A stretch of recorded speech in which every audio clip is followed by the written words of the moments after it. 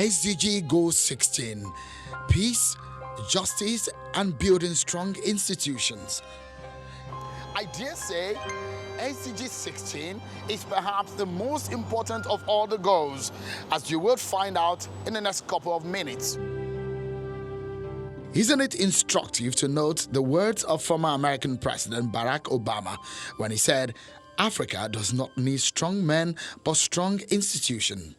So let's begin our closer look on where we are as a people on this goal. When we talk about institution as it relates to governance, some of these come to mind. The executive arm of government. You talk about the presidency, the governors, local government chairmen. You talk about the legislature, the judiciary, the police system, military, government institutions. In the real sense of it, as we begin the journey towards 2030 target, where are we? Law and order in Nigeria, for example, in the hands of the Nigerian police, can we say that such an institution has been transparent? To even start from a situation where the votes have not been counting all over the Federation, you have seen all the shenanigans coming out of the Supreme Court judgments of late. So how can you build strong institutions when those institutions are not manned by persons who got the mandate of the people, the popular vote, to be there? I remember in 2015 I led a survey on corruption in Nigeria, and 24% of Nigerians blamed weak public institutions for the prevalence of corruption in Nigeria. Under the Goal 16, there are some very critical targets.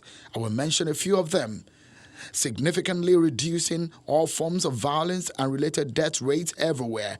By 2030, significantly reducing illicit financial and arms flows, strengthen the recovery and return of stolen assets, and combat all forms of organized crime, substantially reducing corruption and bribery in all their forms. The government of the day will say they are working hard in some of these areas.